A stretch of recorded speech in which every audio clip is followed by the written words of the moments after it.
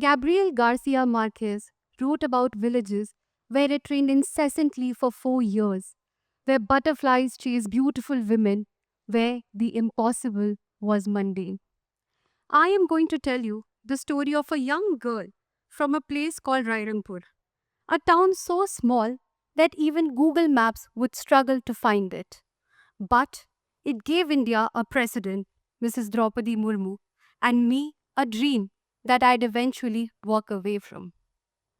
Now, since I have mentioned that I am an officer from Bihar, or rather was one from Bihar, and have already spoken about magical realism, I hope you don't expect me to narrate the Bihar chapter of Narcos or how Bihar is India's Colombia.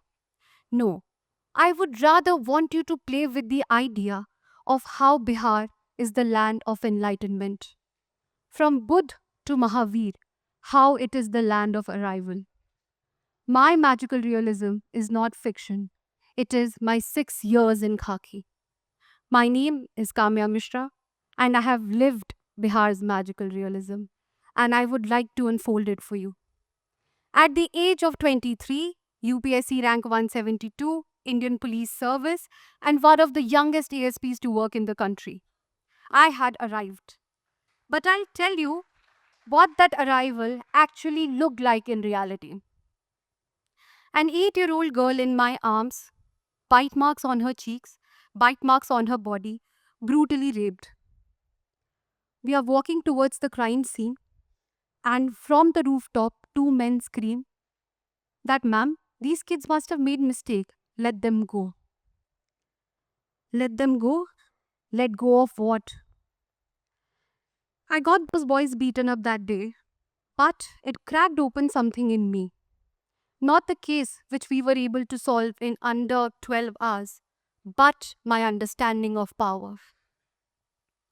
I could arrest the accused, but I could not arrest the mindset which had created it. And this is how Bihar and I have shared a very bittersweet memory. Now, the supposedly patriarchal state, not once did it make me feel like I was any less of an officer because I was a woman.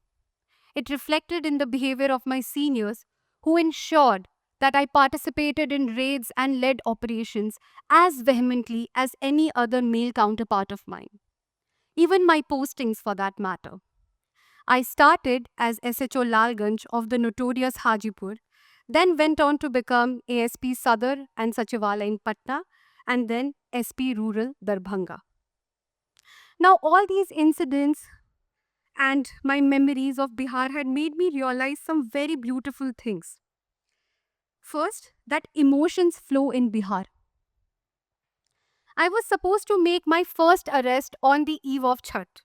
Back then, I did not realize the cultural significance of Chhath, which is a festival celebrated for the well being of family members. My subordinate kept requesting me to defer the arrest, but I did not heed his advice. I went ahead and I made the arrest. The mother of the accused kept wailing and pleading with me to let the son go, but I did what I had to do. On my way back to the Thana, her wails kept echoing in my ears, and I felt terrible.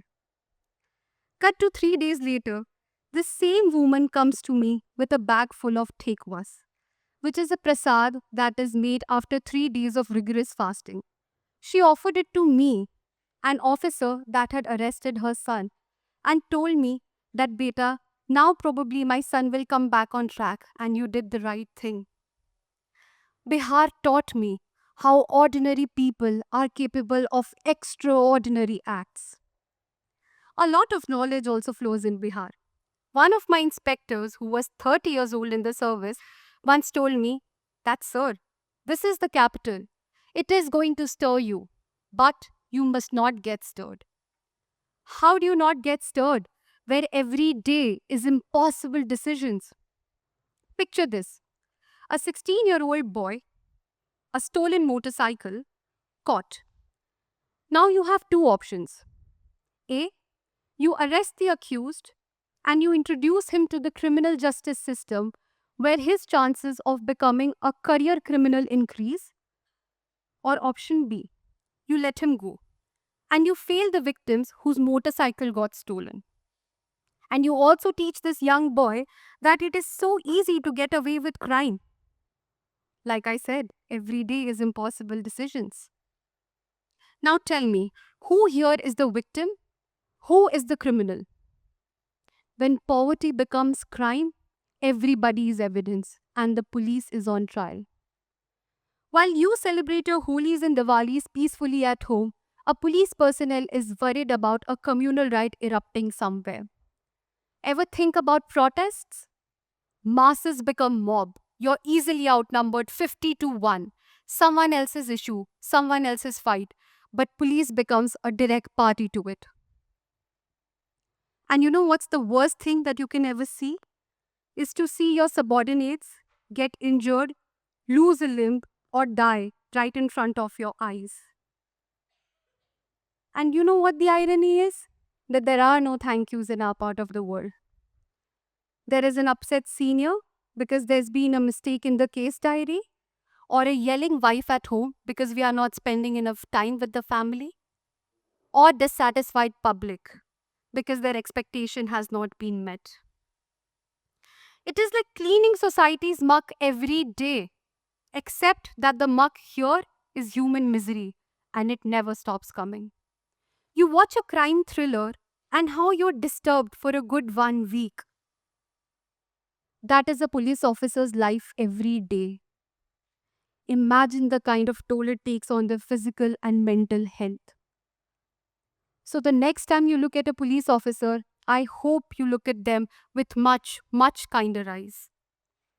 And so, for enlightenment, yes, Bihar taught me a lot of things.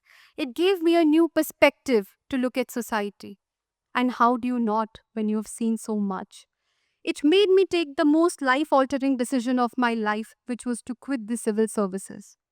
However, I choose to serve, but through different means, through education, through providing people opportunities and giving them an agency to act.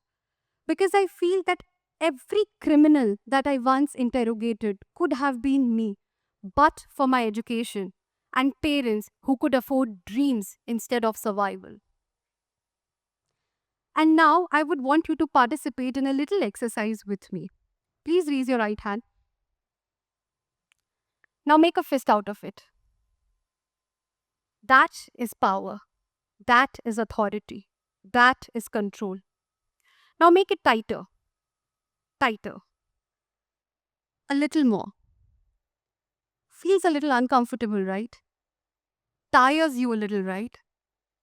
Hurts a bit? Now open it. That's what letting go felt like. It's not about giving up, it is about creating space for something new. Success is not a monolith, success is a process. The government trained me beautifully, and now I'm trying to amplify its effects beyond uniform boundaries. Power is not something you hold, power is something you build.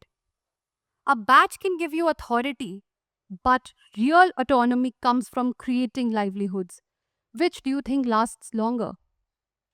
Sometimes walking away is not giving up, it is growing up. Some can evolve within systems, some evolve beyond them. You know, you choose the perspectives with which you want to color your lives every day. And sometimes, when the canvas is not serving the world that you want to create, what do? You can continue to paint between the lines, or you can change the canvas altogether. To my friends who are scared of leaving what works, sometimes what works is not working. To my batchmates who continue to be in these services, you are the backbone. I am just extending the skeleton a little beyond.